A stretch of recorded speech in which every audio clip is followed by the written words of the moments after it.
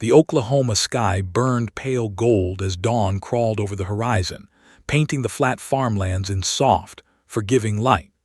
17-year-old Emily Carter stood on the tarmac, adjusting the straps of her flight harness, heart hammering like a drum in her chest. She had been dreaming of this day for years. Her first solo in the small Cessna 172 she had come to know as an extension of herself. The engines were cold now, whispering in still anticipation, but Emily's mind roared louder. Every check, every maneuver, every hour logged in the cramped cockpit of her flight school felt like a step toward freedom. She ran her fingers along the yoke, feeling the slight warmth of the metal under the morning sun. Her instructor, Captain Daniel Hayes, a veteran pilot with calloused hands and a voice that could soothe storms, stood to the side. He gave her the thumbs-up she already knew she deserved. Emily's lips curled into a nervous smile, a practiced mask that hid the storm inside. She glanced at the fuel gauge, the altimeter, the flaps, all green already. "Carter, you're cleared," the tower crackled, calm and routine, a voice that belied the tension swirling in Emily's stomach. She inhaled, letting the scent of jet fuel and dew mix in her lungs, and stepped into the cockpit. The engine roared to life beneath her, vibration coursing through the floor and into her feet. It was familiar. It was thrilling. It was terrifying. Taxiing to the runway, Emily repeated the procedures she had drilled so many times.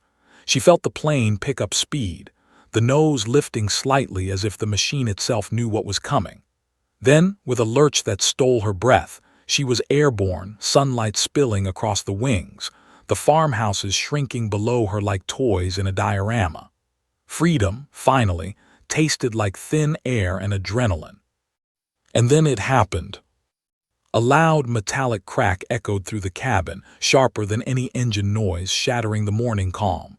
Emily's stomach lurched. The warning lights blinked furiously, red, insistent. Her eyes shot to the landing gear indicator. Nothing. No green confirmation, no solid reassurance, just a hollow, blinking void. "Tower, this is Carter." Her voice trembled even as she forced the words into clarity. "I have a problem." On the ground, Captain Hayes froze, eyes narrowing, every muscle tensing as he processed the data streaming from his radio. Emily gripped the yoke, knuckles white, breath uneven. She had practiced emergency landings countless times on simulators, but this was not practice. This was real, and in real life mistakes could mean fire, metal shrapnel, and headlines she did not want written about her. She looked down. One wheel had collapsed entirely, spinning away across the fields, a tiny phantom disappearing into the early morning mist. The other two still clung to the plane, trembling. She could feel the vibration through her feet, a warning that gravity and steel had become dangerous companions. "Carter, listen to me." Hayes's voice cut through her panic, calm and commanding. "Stay level, maintain airspeed. You've got this." Emily nodded, though the instructor could not see. The radio crackled, static lacing every word. Her fingers danced across the switches, trimming the rudder, adjusting throttle, circling gently over farmland. She tried to steady herself, remembering every lesson drilled into her over months of sweat and late nights at the simulator. But fear, raw and unyielding, clawed at her ribs. Below, the world continued, indifferent. Cows grazed in the distance, a pickup truck idled near a barn, and windmills spun lazily. No one knew the crisis unfolding 2,000 feet above. Emily's mind flashed to her parents. Her mother, holding a coffee cup in trembling hands. Her father, fists clenched against invisible panic. She could hear their voices in her memory, urging, hopping. "Prepare for landing," Hayes said. His tone carried no doubt, no pity, only procedure. "Remember the checklist: belly landing, stay focused." Emily swallowed, trying to force her throat to cooperate. Her hands were slick with sweat. She gripped the yoke tighter, vision narrowing to the runway she knew would be her salvation or her reckoning. The field stretched below, deceptively calm, lined with emergency vehicles now scrambling into position. Fire trucks and ambulances painted fluorescent streaks across green and gray, waiting. The first decision had passed, she had survived the takeoff, but now came the hardest part, landing alone without wheels to catch her descent. She imagined sparks, metal grinding asphalt, flames licking fuselage edges. She imagined herself losing control and the plane twisting violently, screaming. And yet beneath the terror, a strange, feral clarity arose. She would survive. She had to. Circling the field, Emily visualized every step. Approach, descent, trim, flare. Her mind raced through angles, wind speeds, friction calculations. The simulator had taught her theory, hours of trial and error, but nothing had taught her what fear smelled like in the cockpit. Nothing had trained her for the sound of metal giving way. Nothing had prepared her for the thin, treacherous line between control and chaos. The runway grew closer with every heartbeat. The sun reflected off the Cessna's wings, blinding and dazzling. Sweat stung her eyes. She blinked rapidly, forcing focus. Hayes's voice anchored her, grounding her in procedures. You can do this. You've practiced for emergencies. Apply everything. Trust yourself. Emily repeated the mantra silently. Trust yourself. Trust yourself. Trust yourself. Her stomach churned as the ground drew near, the horizon tipping in her mind, the plane's vibration increasing. She had seconds too few, yet enough to decide. Do nothing rash. Keep calm. Execute. The instruments flickered under stress, a final reminder that even machines betrayed her. And then the unthinkable happened again. A shudder ran through the fuselage, louder this time, as if the plane itself were screaming. Emily's teeth clenched. Her lungs burned. She realized fully that, landing gear or not, she was about to meet the Earth at hundreds of miles per hour. Alone. In that suspended instant, time fractured. She could see every detail of the runway. Chalked lines, foam sprayed by emergency crews, cameras lining the perimeter, reporters ready to capture either triumph or tragedy. She felt the weight of history pressing down, the way a single act could define a life. Emily tightened her harness, fingers on controls, foot on rudder, mind screaming calculations at impossible speed. She imagined the first touch, metal kissing asphalt without wheels, friction screaming, sparks flying. She could not breathe, and yet every part of her body prepared, instinct kicking in, muscle memory taking over.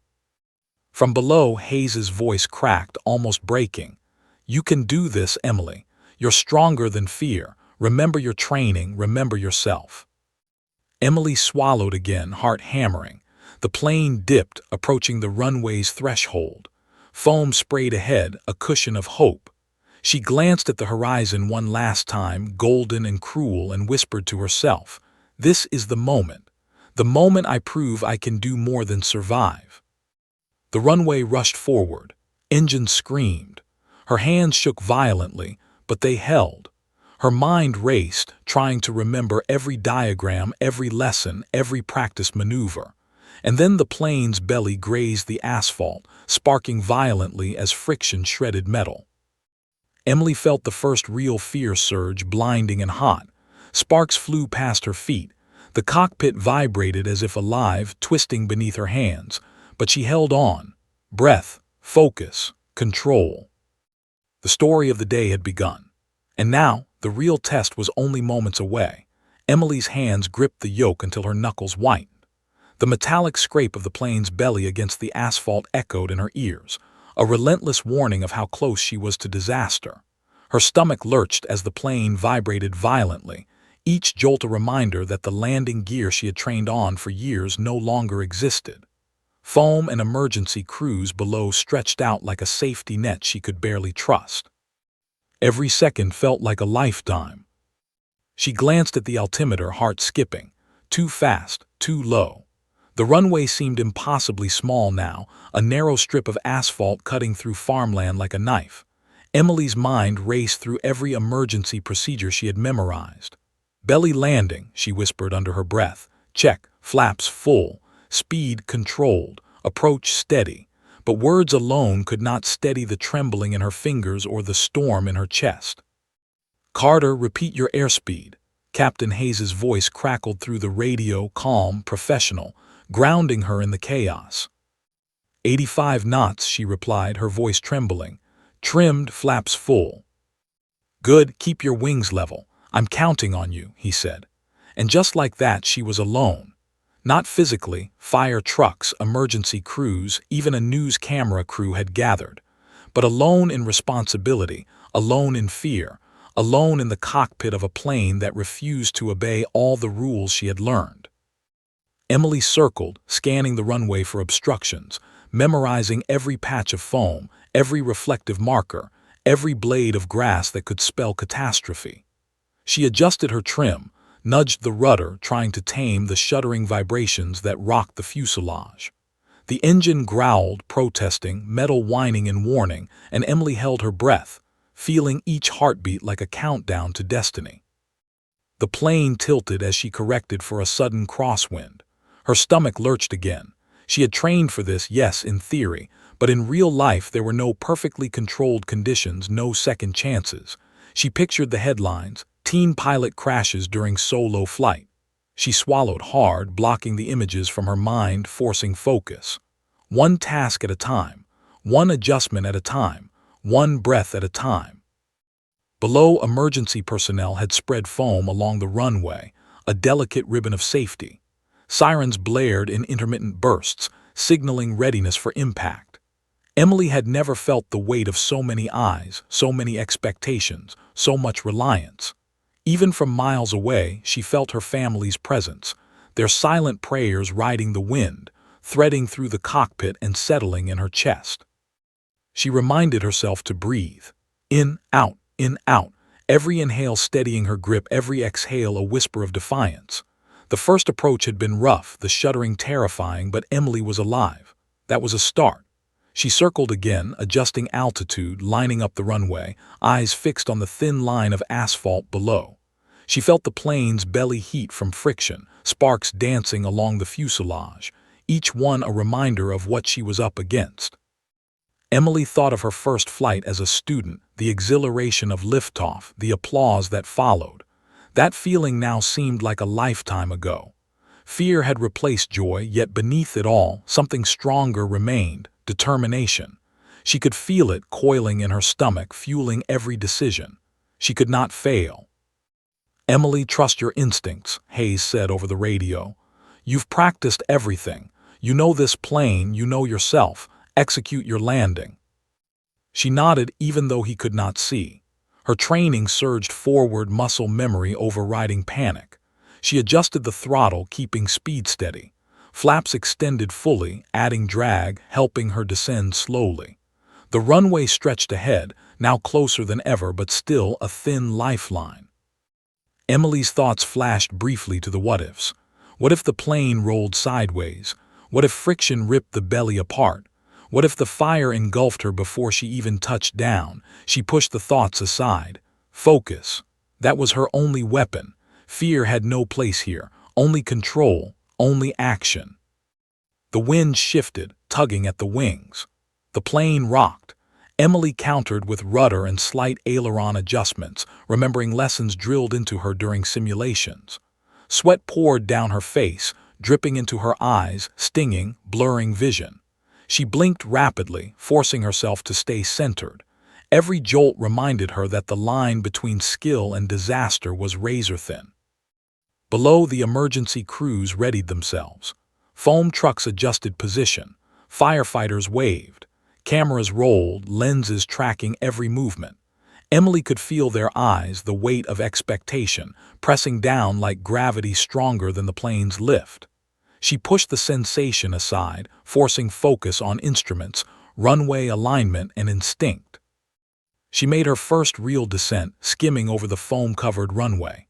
Sparks erupted as the plane's belly grazed the surface. Each jolt vibrated up through her arms, threatening to knock her control from her hands. The nose pitched slightly. Panic clawed at her chest, but Emily breathed through it, muscles tightening, hands gripping the yoke with precision. Seconds stretched into eternity.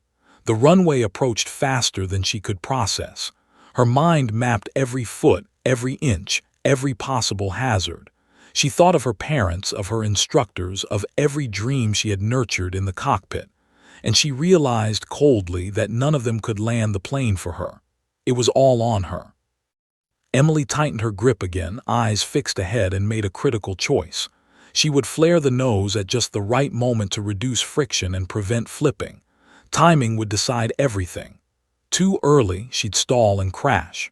Too late, she'd grind the fuselage into the tarmac, risking sparks and fire. Her heart thudded, each beat counting down the milliseconds of fate. The plane dipped, closer now to the runway. Foam sprayed under the belly like a guardian ribbon, a last-minute shield against disaster. Sparks danced across metal edges, a fiery ballet threatening yet beautiful. Emily's training merged with instinct. She eased the yoke back, flare calculated, breath steadying. A sudden gust of wind hit. The plane tilted dangerously. Emily's stomach lurched.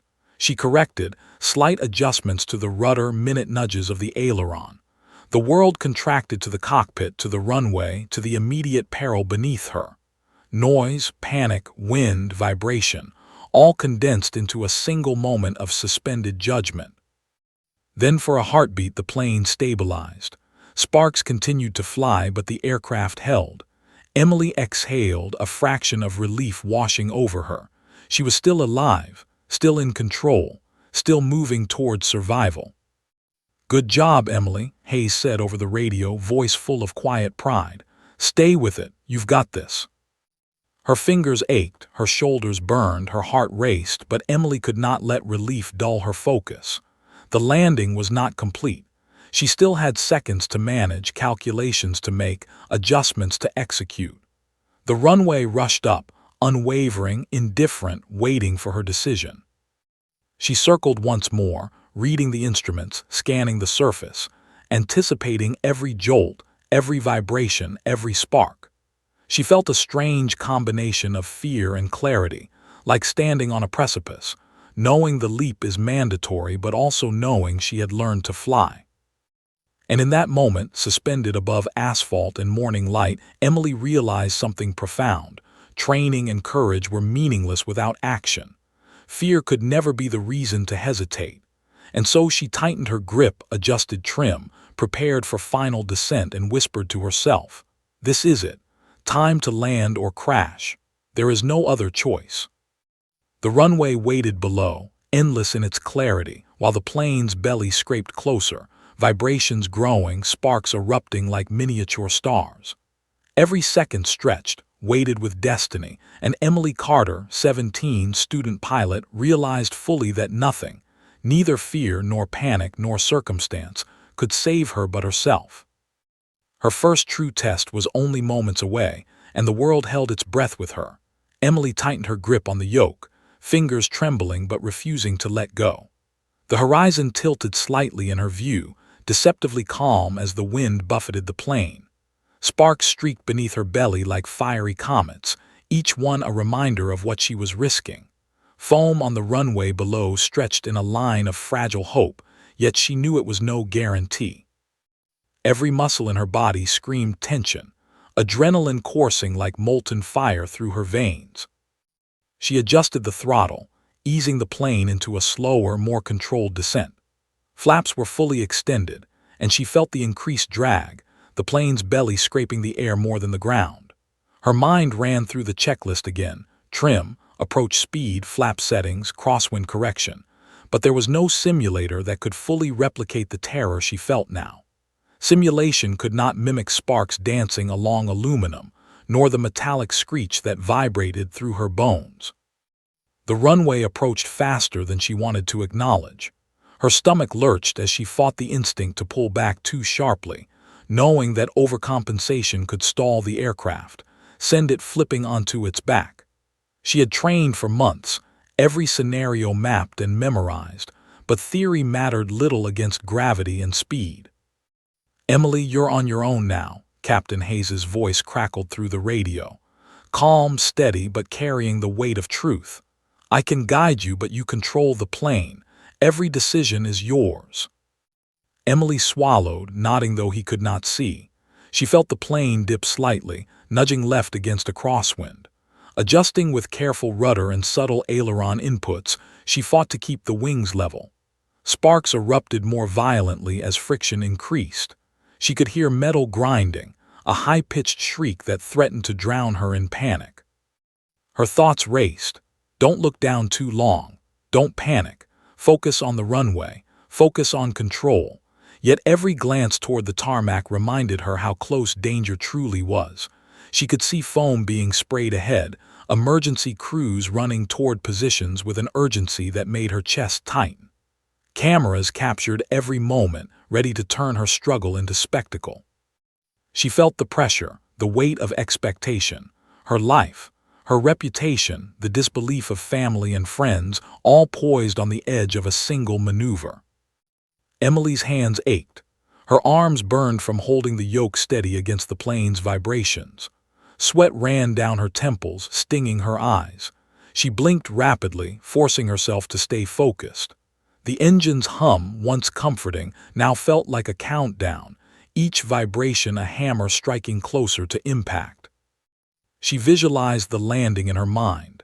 Touch down, flare the nose, maintain centerline, decelerate. Every second mattered. Miscalculate and she could roll, flip, or spark a fire that would engulf the plane. There was no margin for error. She had learned to trust instruments, now she had to trust herself. The runway grew longer, stretching toward her like a narrow ribbon of mercy. Her stomach quivered with the realization that she was moments from fate. Sparks erupted again beneath the fuselage as the belly scraped lightly against the foam-coated tarmac. Metal screamed, but Emily pressed forward, controlling the descent with every ounce of strength. "Stay calm, Emily, steady. You've got this," Hayes urged, his voice a tether to reason. Emily swallowed, nodding again. Her heart pounded against her chest. The first touchdown was imminent. The belly had touched lightly, and friction vibrated through her body. She eased the nose slightly upward, initiating the flare, a delicate maneuver she had practiced countless times in simulators. The plane jolted violently, throwing Emily against her harness. Sparks flew from beneath, some catching the foam and sizzling like miniature fireworks.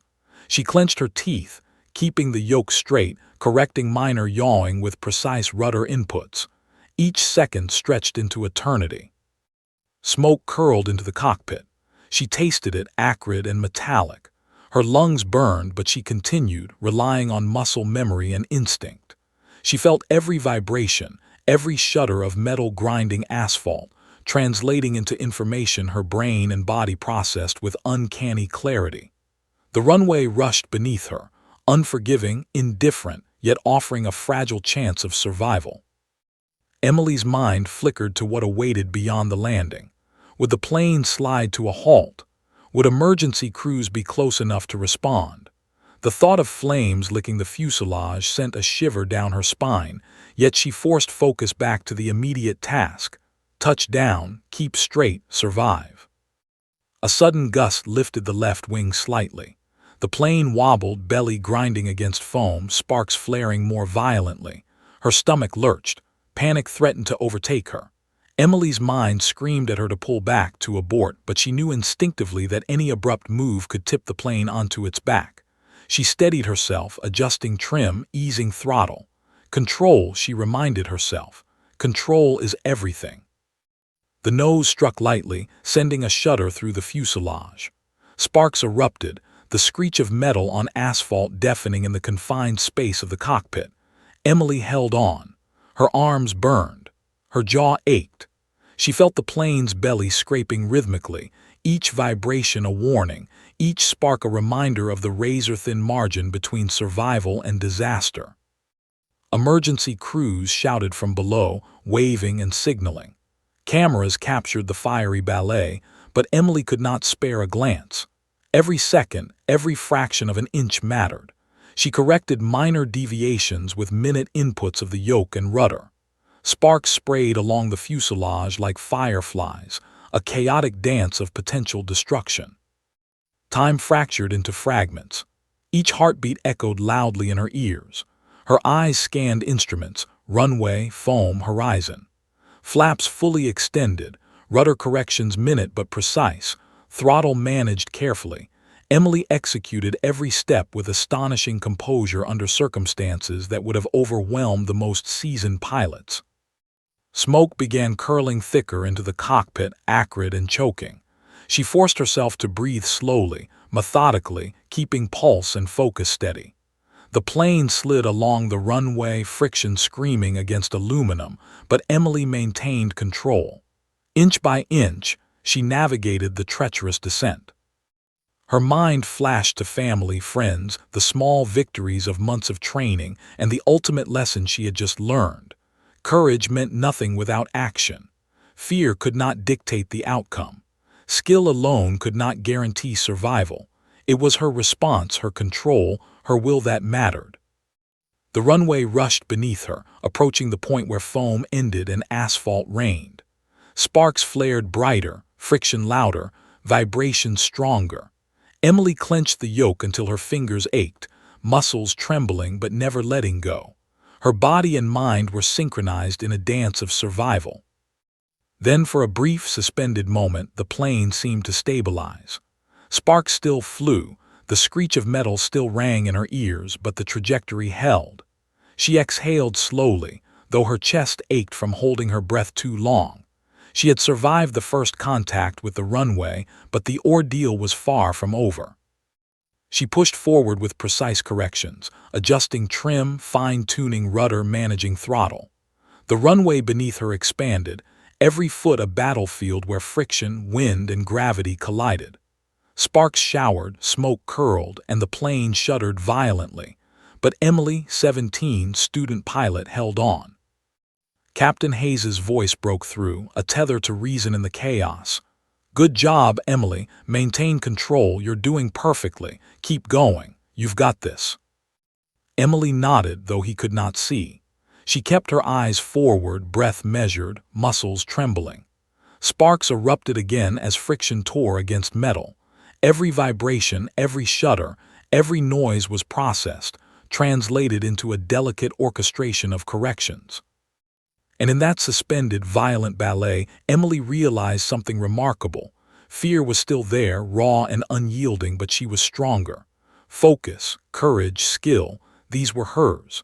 Survival depended not on luck, not on machines, not on chance, but on her actions. And she had not yet finished.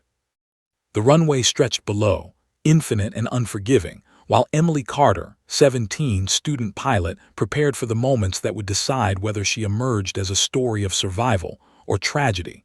The runway screamed beneath her as Emily felt the plane's belly grind mercilessly against asphalt. Sparks erupted in violent showers, lighting the cockpit with a fiery, staccato glow. Smoke hissed from the metal seams, curling up and obscuring her vision. Her ears rang with the deafening screech of friction. Every nerve in her body pulsed with tension. The Cessna shuddered violently with each jolt, the vibration coursing up her arms, through her spine, into her chest, threatening to overwhelm her concentration. Her hands, raw and trembling, gripped the yoke as if it were her only lifeline, because it was. Muscles screamed in protest, but Emily could not let go. She adjusted rudder and aileron with meticulous precision, countering the plane's chaotic rocking, fighting to maintain centerline alignment. Each second stretched endlessly. Foam sprayed beneath her belly cushion but did not absolve her of the danger. Sparks continued to shower, each one a potential herald of disaster.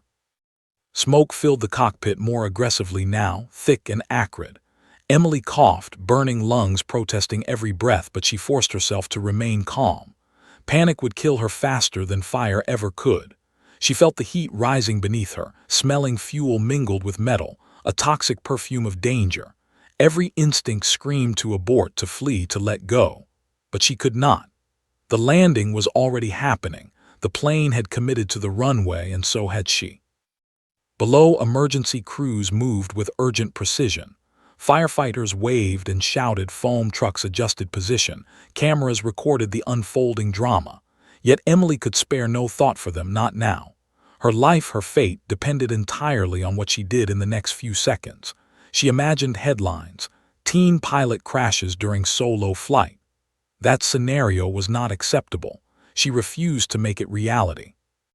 Her mind raced through every emergency procedure. Flaps full, throttle managed, nose slightly raised to flare, rudder correcting yaw, wheels absent. Every calculation, every adjustment was amplified by the stakes. Sparks flared more violently as the metal belly scraped asphalt, leaving a trail of glowing embers behind. The screech was deafening, echoing in the cockpit, echoing in her skull. Emily's vision blurred with smoke and sweat. She could feel each vibration in her hands, arms, shoulders, chest, as the plane slid down the runway. Heat licked her boots, metal warmed to a temperature that made her stomach churn. The friction threatened to ignite fuel, a peril she could not ignore. And yet she pressed on, controlling the plane with a combination of muscle memory, instinct, and sheer willpower. The nose jolted violently as the plane shifted slightly, a minor misalignment that could have ended the attempt in catastrophe. Emily countered immediately with precise rudder adjustments and subtle aileron corrections. The plane shuddered under her hands, sparks flying with each uneven scrape of aluminum. Each shudder was a heartbeat of terror, yet she controlled it. She was the pilot. She was the decision-maker. She was the only person capable of saving herself. Her thoughts flashed to Captain Hayes. His voice had anchored her through the initial panic, through the circles over the farmland, and now through the descent itself. She imagined his expression, calm, proud, confident in her ability, though he had to know the risk was extraordinary. She felt a surge of determination. If she could survive this, she could survive anything. Smoke thickened in the cockpit. Visibility dropped. She could barely see the runway beyond the trail of sparks. The heat intensified, the screech of metal against asphalt relentless. Her breathing became a battle, lungs burning, heart pounding, but she forced herself to inhale, exhale, and focus.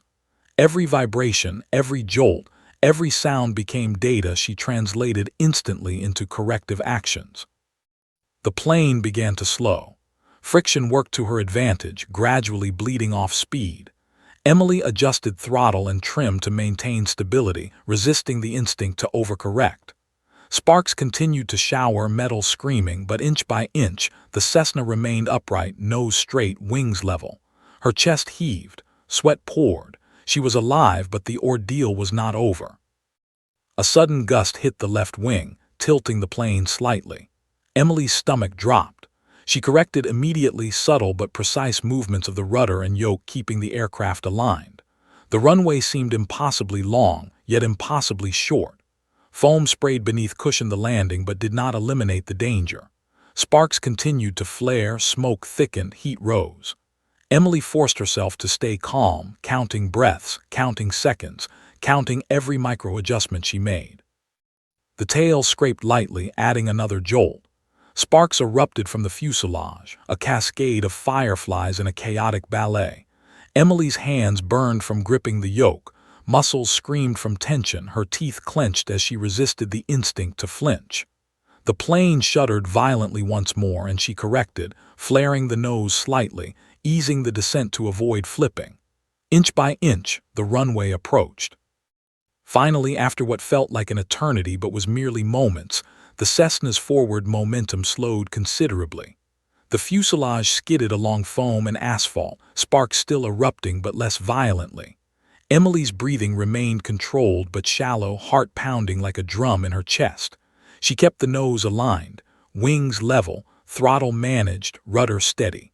Survival depended on discipline. Survival depended on her. The runway stretched behind her, a ribbon of calm after chaos. Emily finally allowed herself a fraction of relief, though only for a heartbeat. The plane was not yet fully stopped. Every vibration, every spark, every scrape reminded her that danger still lurked. She had survived the initial impact, but the next moments could still decide her fate. Smoke thickened around her head. Visibility was minimal. Heat licked her boots, metal beneath threatening ignition. Emergency crews moved closer, shouting, signaling, foam trucks spraying in anticipation of disaster. Cameras recorded the final act. Emily forced herself to focus on the only task that mattered, maintaining control until the plane fully stopped. She adjusted rudder and yoke, managing slight corrections as friction bled off the remaining speed. Sparks continued but were less violent. Foam cushioned the plane's descent, absorbing some of the energy. Emily's muscles screamed in protest but remained steady. Inch by inch, velocity decreased. The nose finally lowered gently, skimming the foam without tipping the plane onto its back. She felt the tension in her body ease fractionally, though adrenaline still coursed through her veins like molten steel. Sparks flared one last time as the plane skidded to a controlled halt. Silence descended, broken only by the hiss of smoke and the distant wail of sirens. Emily's hands shook violently as she released the yoke, fingers numb, arms trembling, chest heaving. She had done it. The impossible landing, the nightmare scenario she had feared, had been executed. The plane remained upright, intact, though scarred and smoking. Sparks hissed out their final defiance. She unlatched the harness, muscles screaming in protest. Pain flared in her shoulder and arms, but she forced herself to move. Opened the canopy. Air hit her like a balm, mixing with smoke and heat. The acrid smell of friction and burnt metal stung, but Emily inhaled deeply, savoring survival. Hands grabbed her immediately, helmets flashing in the sun. Firefighters and emergency crew shouted, guiding her away from the still-smoking fuselage. Cameras swirled, reporters shouting questions, but Emily could barely comprehend the chaos around her. All that mattered was that she was alive. She stumbled onto foam, knees weak, heart still hammering. Behind her, the Cessna rested, battered but upright. Sparks had ceased. Smoke rose in lazy curls. She looked back, barely able to comprehend the magnitude of what had just occurred. She had landed, alone, against impossible odds. Captain Hayes arrived, voice shaking, eyes wet with pride.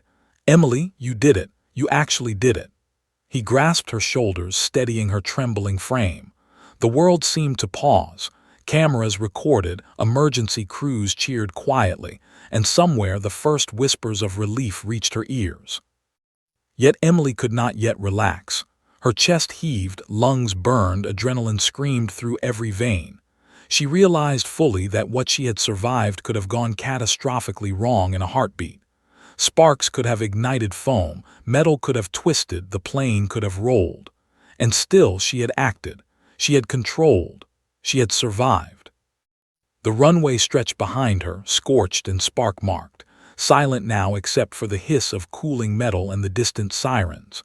Emily Carter, 17, student pilot, had faced the impossible and emerged alive. But the questions remained. Could she ever fly again? Could she forgive herself for the terror? Could she face the sky knowing the world had watched her every move? Those answers would come later. For now she allowed herself one long, shuddering breath. She had landed, she had survived. And she had done it alone. Emily stumbled onto the foam runway, knees weak, chest heaving, heart still hammering like a drum in a battlefield. The world was chaotic, a blur of sirens, flashing helmets, and people shouting, but she was alive. Alive. The word felt foreign in her mouth, heavy with disbelief and relief. She had executed the impossible. A belly landing at 17, alone, with metal and fire threatening every second. Firefighters rushed toward her, guiding her carefully away from the still-smoking fuselage. Their hands gripped her firmly but gently, steadying her wobbling legs. Heat from the plane's belly washed over her, a reminder that danger had never fully left.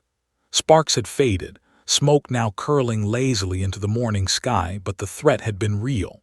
She had survived the metal grinding, the friction, the fire risk, and the unforgiving laws of physics. "Stay with me, Emily.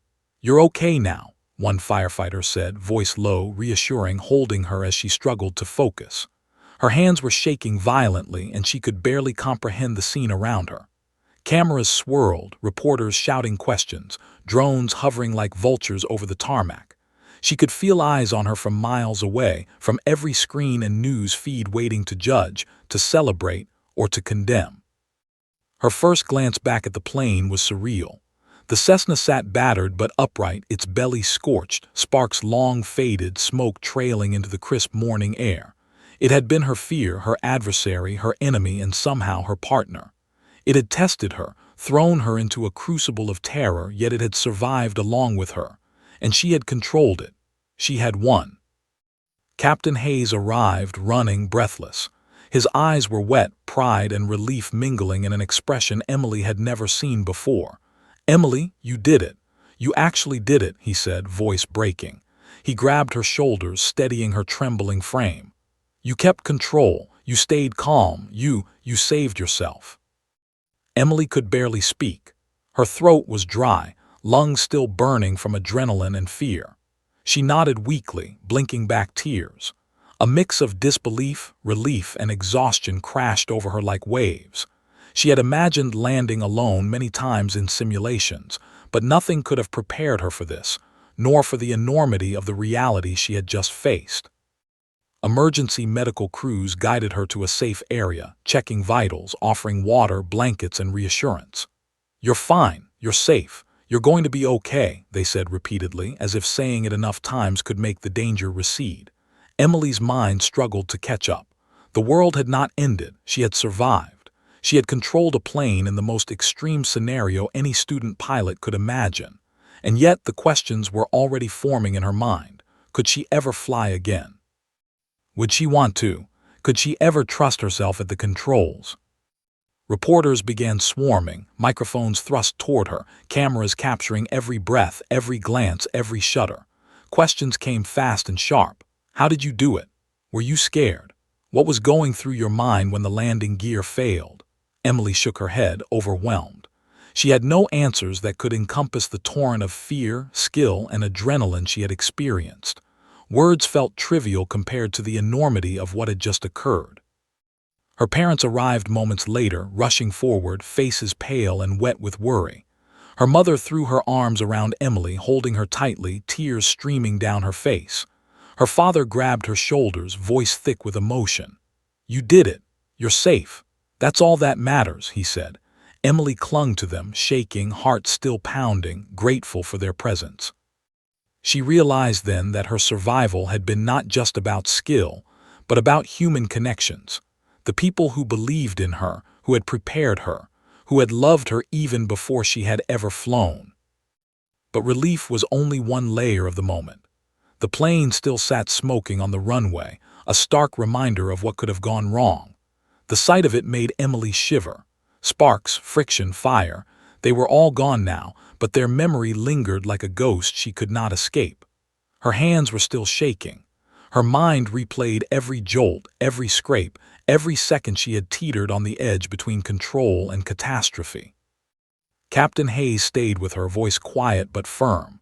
"Emily, look at me. You did everything right. You stayed in control. You followed procedures. You are one of the bravest people I've ever seen, not because you survived, but because you acted when it counted."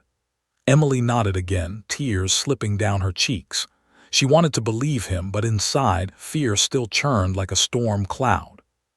Medical crews helped her sit on a bench, offering water and blankets. Reporters circled, trying to capture her reaction, but Emily's attention was elsewhere. She thought of the runway, the foam, the sparks, the smoke curling up to meet the morning sun. Every inch of the landing had been precise. Every correction she had made had been deliberate. And yet the danger had been very real. She shivered, trying to shake off the lingering adrenaline, the fear that refused to fade. Questions formed in her mind. Would she fly again? Could she? Was she ready to trust herself with life in her hands once more? The thought of returning to the cockpit twisted her stomach, but a strange spark of determination lingered. If she could survive this, if she could control the impossible, perhaps the sky was still hers to conquer. Meanwhile, investigators and FAA personnel had arrived, moving toward the plane. They examined the landing gear, the fuselage, the burn marks, the foam trail. Emily watched from a distance, exhausted, lungs still burning, body trembling. They would ask questions, make assessments, and write reports. They would determine why the landing gear had failed, how she had responded, and whether it could have been avoided. But in that moment, Emily did not care. She had already faced the worst-case scenario. She had survived. Her parents stayed by her side, holding her hands, refusing to let her go. The sun climbed higher, warming the tarmac and washing the scene in harsh clarity. Cameras captured the aftermath. The smoking plane, the emergency cruise, the media frenzy, but the most important moment was private. Emily had survived, and she had done it alone. As adrenaline faded, exhaustion took its place. Emily's muscles ached, her shoulders throbbed, her lungs burned. But beneath the physical fatigue, a new awareness stirred. She had been tested and she had acted. Fear had not paralyzed her. Panic had not claimed her. She had made precise, deliberate choices under the most extreme circumstances a student pilot could face. Yet even as relief settled in, curiosity and tension remained. How had she managed to control the plane so precisely? How had her mind and body synced perfectly in the face of terror? Questions and wonder swirled in her head, mingling with exhaustion, adrenaline, and the echo of sparks and smoke. Reporters pushed forward again, shouting questions faster than she could answer. How did you feel? What did you think when the gear failed? Are you scared of flying again? Emily shook her head, still processing. Words felt inadequate. Her thoughts circled the event, revisiting every jolt, every correction, every spark. She had survived the impossible, but understanding it fully would take time. Captain Hayes stayed close, keeping the crowd at bay. "She'll answer when she's ready," he said firmly, protective. Emily felt a quiet gratitude. Even in the chaos, someone remained her anchor, a reminder that she was more than a headline, more than a spectacle. She was a pilot, a survivor, and above all, a human being who had faced fear and acted with courage. The plane had been stopped, sparks had ceased, smoke curled lazily into the morning sky. The runway, once a battlefield of friction and fire, now lay quiet, scarred but stable. Emily Carter had survived the landing and the world had watched, but her journey was far from over. The questions, the fear, the wonder, the adrenaline, they would follow her, shaping the pilot she would become. And somewhere deep inside, Emily knew one thing. She had faced the impossible and she had acted. That knowledge, terrifying and exhilarating, was the first step toward understanding what courage truly demanded. The aftermath was both chaotic and eerily quiet. Emergency crews were packing up, sirens fatting, foam washed away with hoses, leaving streaked patterns along the asphalt like scars of a battle. Emily sat on a bench, blanket wrapped around her shoulders, hands trembling even as adrenaline slowly ebbed. The world around her moved forward, reporters scribbling notes, cameras clicking, investigators taking measurements. But inside, time felt suspended. Every nerve ending still hummed with tension, every muscle still screamed, every breath carried the weight of what she had survived. Her parents stayed at her side, a constant presence amid the storm. Her mother's hand squeezed hers, damp with tears, voice trembling. "You did it, Emily. You're alive, that's all that matters."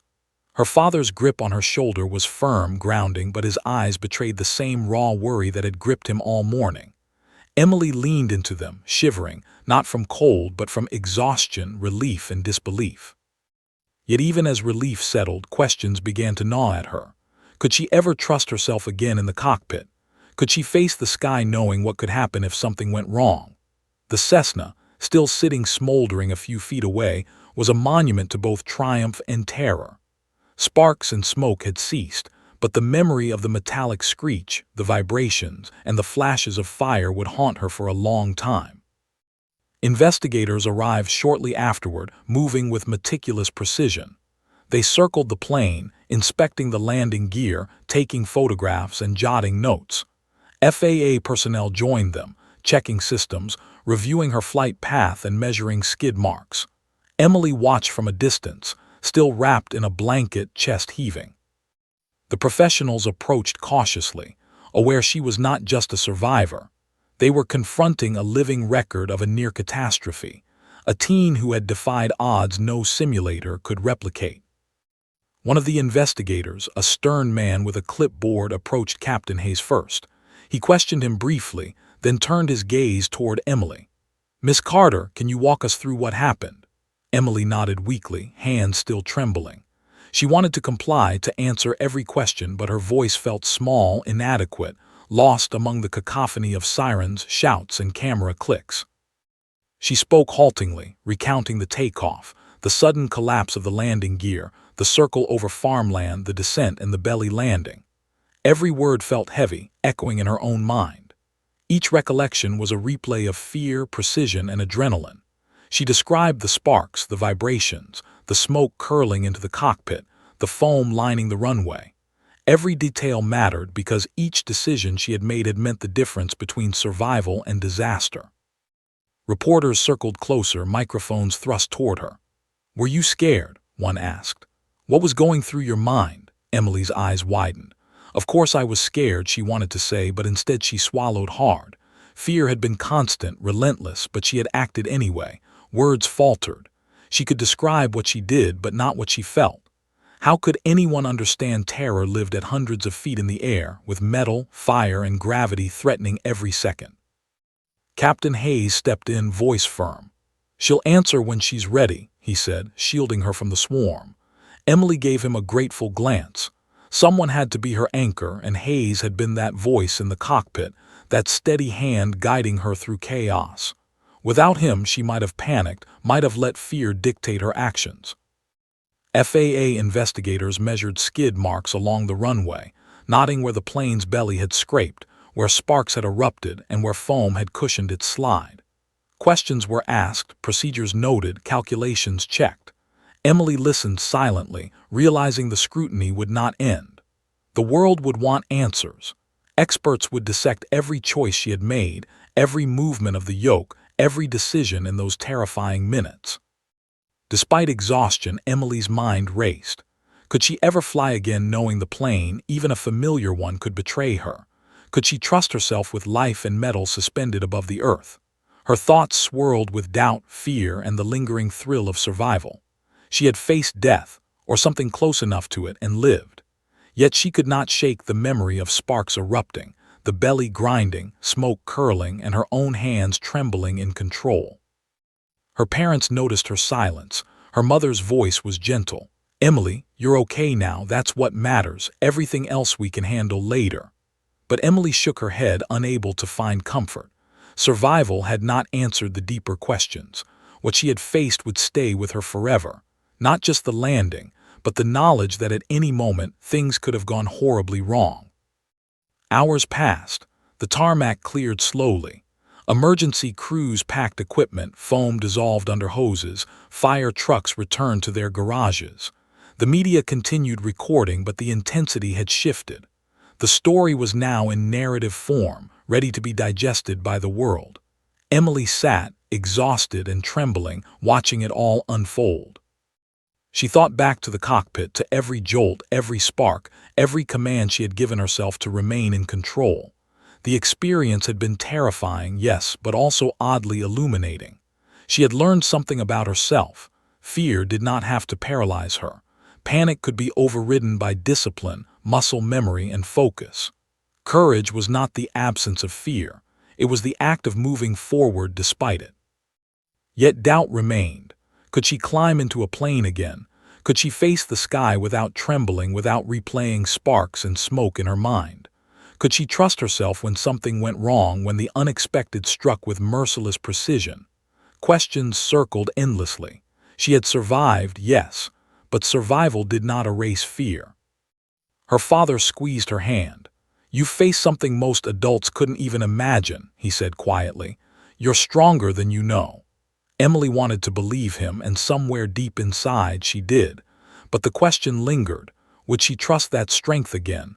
Would the thrill of flying outweigh the terror she had just survived?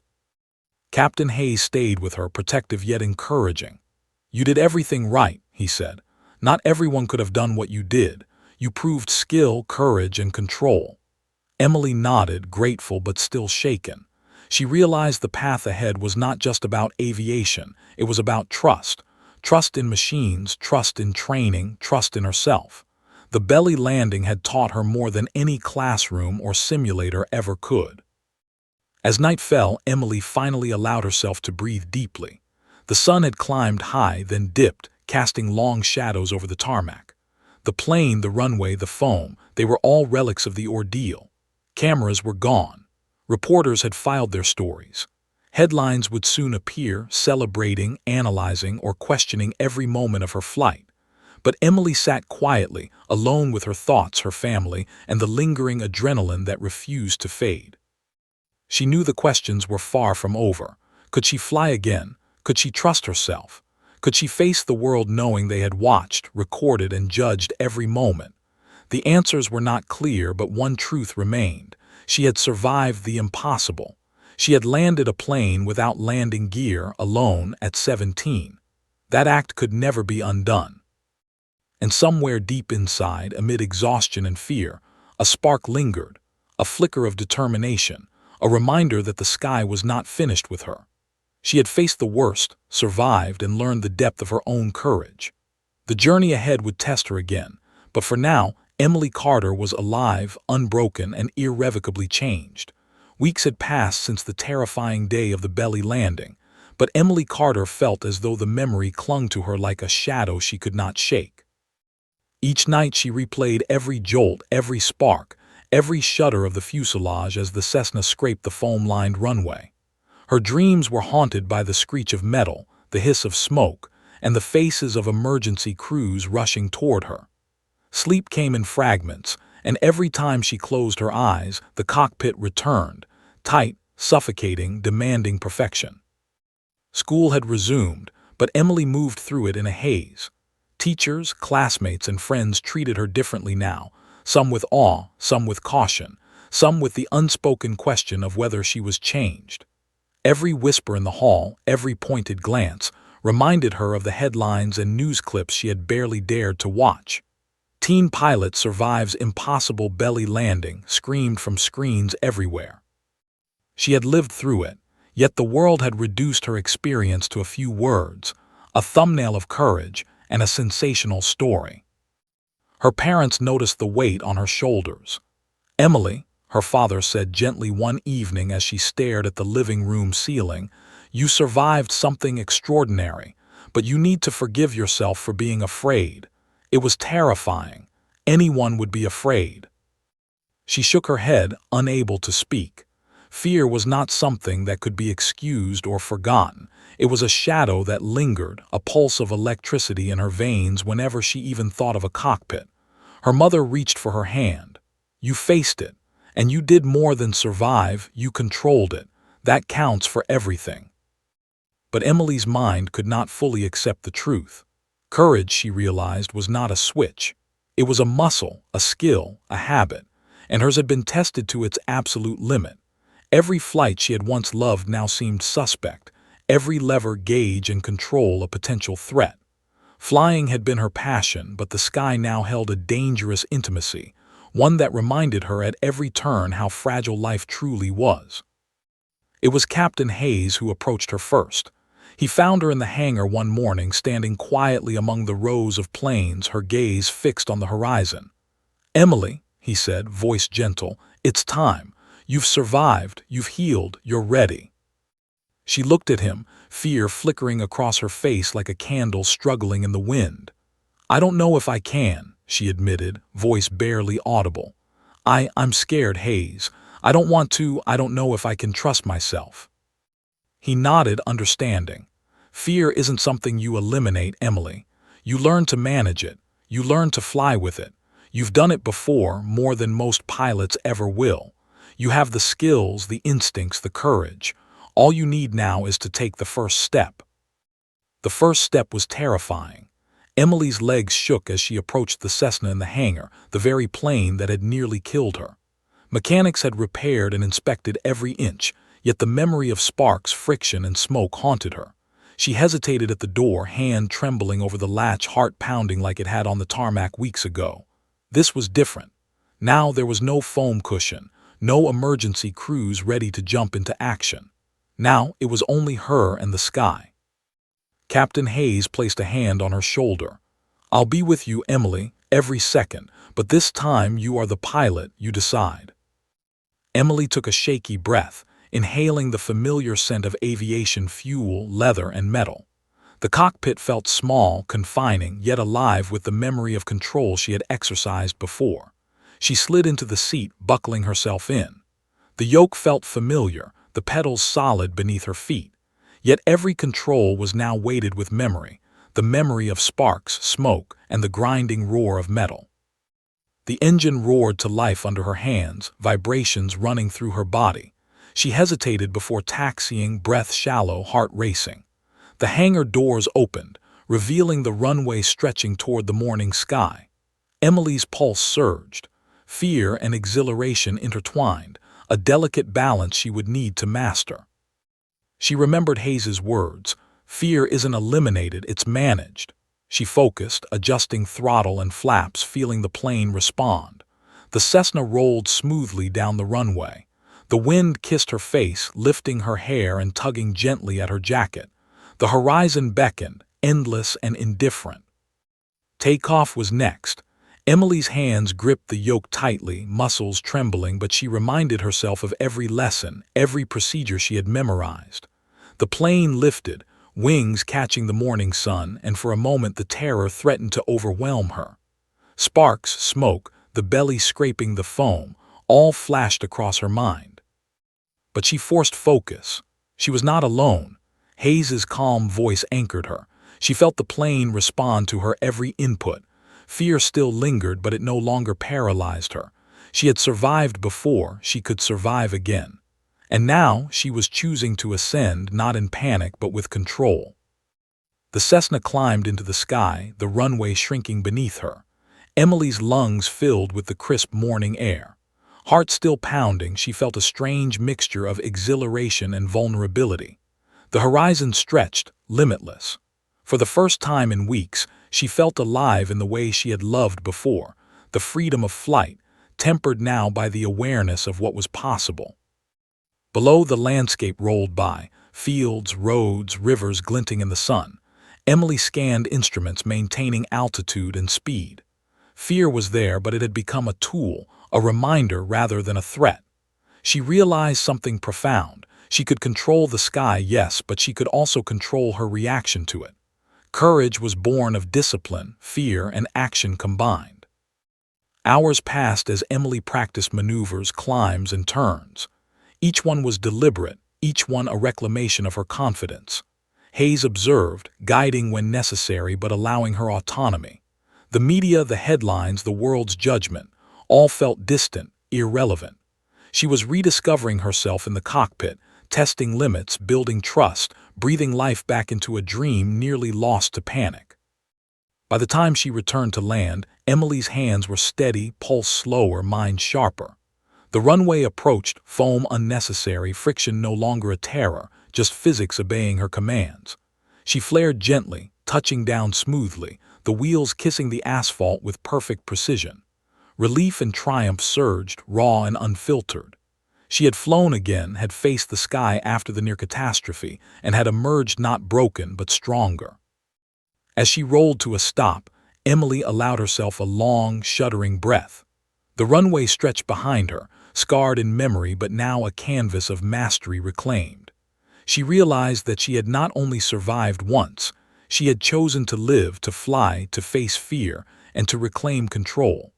The world had watched her before, but this time she had flown for herself. Captain Hayes approached, a proud smile on his face. "Welcome back, Emily. You did it. And this time it was yours, completely yours." Emily nodded, tears slipping freely. She had survived fear, chaos, and near death. She had survived scrutiny, media, and self-doubt. And now she had reclaimed the sky. But she knew deep down that the journey was not over. The sky was vast, unpredictable, and dangerous, but she was ready to meet it again and again with courage tempered by experience. The morning was crisp, the horizon glowing with the soft gold of dawn. Emily stood at the edge of the runway, the repaired Cessna gleaming in the early light. Months had passed since the belly landing, yet the memory of sparks, smoke, and grinding metal still haunted her. Her hands trembled slightly, though not from fear alone. There was anticipation, exhilaration, and the weight of every expectation, both internal and external. Today, she would fly not just for training, not just for redemption, but for herself. Her parents were there standing together, faces calm but brimming with pride. Her mother's hands were intertwined with her father's, eyes glistening with unshed tears. "Emily," her mother said softly, "you've come so far. You've faced the sky and yourself. Remember that always." Her father placed a hand on her shoulder. "No matter what happens, you've already proven courage beyond measure." Emily nodded, swallowing hard, drawing strength from them, from the years of love and guidance that had shaped her into someone capable of surviving the impossible. Captain Hayes arrived, his presence both reassuring and grounding. "Emily, you know the procedure. You've done it before, and now you're doing it for yourself. Trust your training, trust your instincts, and most importantly, trust yourself." He gave her a small nod of encouragement. "The world will watch, but today this is yours, every second." The runway stretched before her, a ribbon of possibility, scarred by past trials yet inviting.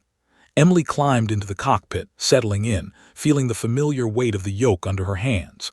Instruments hummed to life as she completed her pre-flight checks. Every lever, every gauge, every switch was a reminder of lessons learned, fear conquered, and control earned. The engine roared, vibrant and alive beneath her, not a threat but a partner in this delicate dance with the sky. She felt a pang of memory, the belly landing, sparks, metal grinding, smoke curling into the cockpit. Her stomach twisted, pulse quickened, but she reminded herself. Fear had not destroyed her before, and it would not destroy her now. She exhaled slowly, allowing her body and mind to synchronize. Control was hers, courage was hers, and the sky, vast, limitless, challenging, was waiting. Taxiing toward the runway, Emily felt the hum of the plane beneath her, vibrations subtle but steady. She ran through every step deliberately, every motion precise. Foam was unnecessary today. The runway was smooth, free of obstacles. She imagined the previous chaos, felt the memory of friction and sparks, and translated that fear into focus. Every heartbeat, every breath, every decision counted. The Cessna aligned with the runway, nose steady, wings level. She increased throttle gradually, feeling the wind lift the nose gently. The plane rolled forward faster, the horizon expanding before her. Emily felt her pulse quicken, not from terror this time, but from exhilaration. She was flying again, reclaiming the sky she had nearly lost. As the plane lifted, the tarmac falling away beneath her, Emily felt a surge of emotion. Triumph, relief, joy, and lingering fear intertwined in a tapestry of adrenaline and awareness. She soared upward, past the tree line, past the clouds beginning to gather on the horizon. Each maneuver was deliberate, each turn precise, each climb and descent a reclaiming of her confidence. Fear remained, but it had become a guide rather than a threat, a reminder of what she had survived, and proof of her ability to act under pressure. Below, the field stretched in neat grids, rivers gleamed like ribbons of silver, and the world expanded endlessly. Emily felt a profound sense of perspective. She had faced death, controlled chaos, and survived scrutiny and expectation. Now she was free to choose the sky on her own terms. Each gust of wind, each subtle vibration, each instrument reading was part of a dialogue she understood more deeply than ever. She was no longer merely a student pilot. She was a pilot forged in fire, tempered by fear and refined by experience. Hours passed in fluid motion. Emily practiced steep climbs, precise turns, and gentle descents. Every maneuver reinforced confidence, every correction reaffirmed skill, every breath anchored her presence in the moment. She glanced at Hayes, who remained in the control tower, nodding occasionally, a silent affirmation that she was performing flawlessly. She had faced the impossible before. Now she mastered the ordinary with extraordinary awareness. The final landing approached. Emily's hands were steady, pulse controlled, eyes fixed on the runway. The belly landing of months ago still lingered in memory, but she used it as a guide rather than a warning. Flaps deployed, throttle adjusted, nose flared. The plane responded with precision. She touched down smoothly, wheels kissing asphalt with the grace of control regained. A sense of completion surged through her, mingling with relief, triumph, and quiet exhilaration. The plane rolled to a stop. Emily exhaled, releasing tension in a long, shuddering breath. Sweat coated her skin, but it was sweat of accomplishment rather than fear.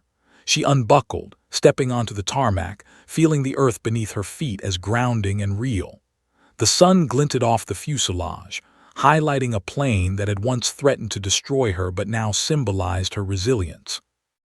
Emergency crews and hangar personnel applauded quietly from a distance, a mix of admiration and respect. Cameras flashed, but Emily hardly noticed. This flight was hers, not for headlines or validation. It was a reclamation, a statement to herself that fear could be confronted and control could be regained. Her parents ran to meet her, faces bright with relief and pride. Her mother wrapped her in a tight embrace, tears streaming freely. Her father gripped her shoulder, voice choked but steady. "You've done it, Emily. You've flown again. And this time, you did it entirely on your terms."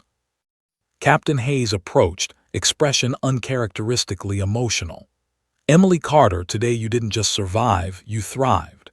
You faced fear, reclaimed the sky, and proved what true courage looks like. You've inspired everyone who watches, but most importantly, you've inspired yourself." Emily looked out at the horizon one last time, the wind tugging gently at her hair. She had learned more than skill or procedure in the past months. She had learned trust in herself, in her training, and in the choices she made under pressure. She had learned resilience, the ability to face the impossible and act with clarity. She had learned courage, not as the absence of fear, but as action in spite of it. As she walked away from the plane, she felt a calm certainty she had never known. The sky would always hold challenges, dangers, and uncertainty, but she had proven to herself that she could meet them, that she could survive, and that she could fly. The world would watch, judge, and celebrate, but Emily knew the most important witness was herself. Weeks later, the story of Emily Carter's landing and her return to flight became a symbol. Headlines celebrated her courage, videos went viral, and people across the country shared in her triumph. Yet for Emily, the true victory was private, deeply personal. She had faced the edge of disaster and returned stronger, wiser, and more determined. One final flight, months after the incident, would cement the journey. Emily soared above the horizon, the sun painting gold and orange across the sky. Clouds drifted beneath her, wind singing across wings, and she smiled, a full, unrestrained smile. Every jolt, every spark, every fear from the belly landing felt distant now, like a shadow behind the brilliance of the present. And as she climbed higher, leaving the runway, the tarmac, and the memory of sparks and smoke far below, Emily Carter knew this. She had faced the impossible, survived, and risen, not just as a pilot, but as a young woman, unbroken, unstoppable, and fearless in her determination to soar. The sky was hers,